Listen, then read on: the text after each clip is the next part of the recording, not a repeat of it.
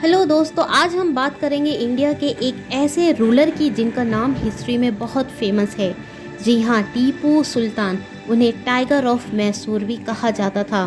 लेकिन आज हम सिर्फ उनकी बैटल्स या ब्रिटिश के खिलाफ लड़ाई की बात नहीं करेंगे, बल्कि उनके टाइम की ब्यूटीफुल मूरल यानी वॉल आर्ट के बारे में भी बात करेंगे।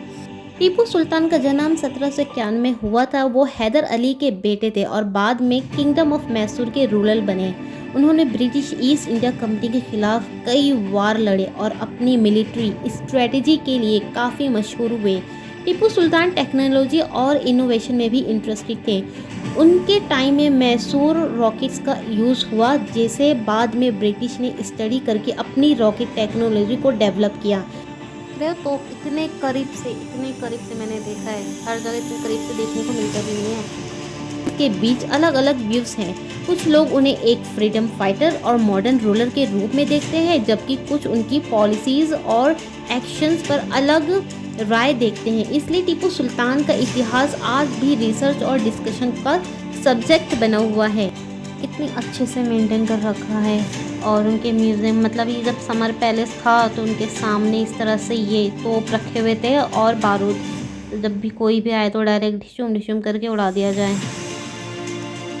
अंदर चलते हैं, अंदर से ये बाहर का नज़ारा लिया मैंने। अच्छा लगता होगा ना, ठंडी ठंडी हवा चल रही है। देखो, अब ये है इनके पैजामे।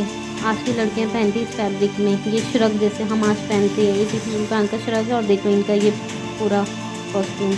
ये प्याले हैं बड़े बड़े, और तो जो इनको बहुत अच्छे से रखा है। ये किताब है, पर्शियन में लिखी हुई है, और ये नक्शा है। और ये अब बात करते हैं उनके टाइम की वॉल आर्ट की। सबसे फेमस एग्जाम्पल दरिया दौलत बाग पैलेस में देखने को मिलता है, जो कर्नाटका का श्रीरंगपट्टनम में है।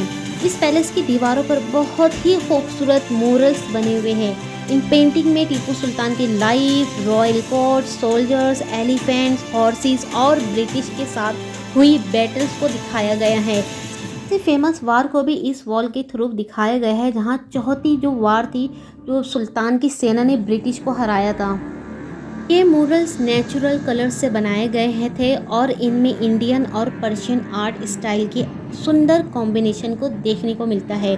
फ्लोरल पैटर्न्स, डेकोरेटिव बॉर्डर्स और रॉयल लाइफ स्टाइल को भी बहुत डिटेल के साथ पेंट किया गया है।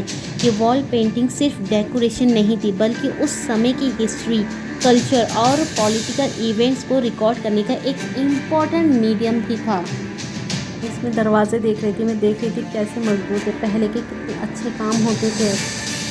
अगर आपको हिस्ट्री और आर्ट दोनों में इंटरेस्टेड है तो टीपू सुल्तान के ईरा की ये वॉल पेंटिंग्स ज़रूर एक्सप्लोर करना चाहिए। मैंने तो बहुत अच्छे से देखा और मैं बहुत ज़्यादा हैरान थी। उस ज़माने में क्या कलाकार थे, मतलब इतनी खूबसूरती से हर चीज़, इवेंट्स को इन्होंने दिखाया है कि लड़ाई के इवेंट्स कैसे होते थे। हर चीज़ को प्रॉपर तरीके से लिखा गया है और वॉल के थ्रू समझाया गया। मतलब आप आराम से देखेंगे ना तो शायद ही पढ़ने के बाद पूरी पिक्चर का ना ऐसे एनिमेशन दिखेगा, हाँ ये चीज़ वॉल में है।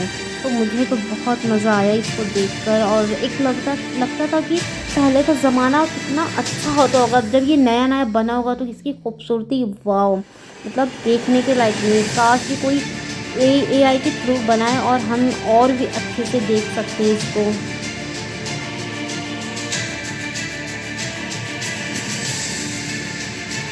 ना पर्सनली ये वाला पार्ट बहुत अच्छा लगा। इतना कलरफुल और इतनी खूबसूरती से जो ये मेहराब होता है बनाया गया है, मुझे वाकई में ये चीज़ बहुत अच्छी लगी है। मतलब आज राजाओं के घर में इस तरह से चीज़ें, आज हम किसी के घर में, मतलब जो सेलिब्रिटीज़ होते हैं उनके घर में भी इस तरह का नहीं मिलेगा।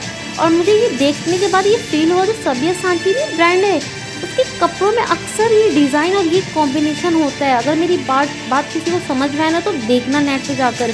मैं जब ये देख रही थी ना, मेरे माइंड में एकदम क्लिक हुआ, ये तो सब्यसाची के ब्रांड के जो कपड़े होते थे यही स्ट्रक्चर होता है। गाइस सच में यही स्ट्रक्चर होता है। तो सब्यसाची ने इधर से आइडिया को लिया है और उसको कपड़े में अप्लाई किया है। ग्रेट। तो दोस्तों, टीपू सुल्तान सिर्फ एक पावरफुल रूलर ही नहीं थे, बल्कि उनके टाइम की आर्ट और आर्किटेक्चर भी इंडिया के रिच हेरिटेज का एक इम्पॉर्टेंट हिस्सा है। आज भी दरिया दौलत बाग पैलेस की मूरल्स और हमें उनके समय की कहानी और कला की खूबसूरती से रूबरू करती है। ये है टीपू सुल्तान की कब्र जो समर पैलेस से थोड़ी दूर पर है, वहाँ पर नहीं है। और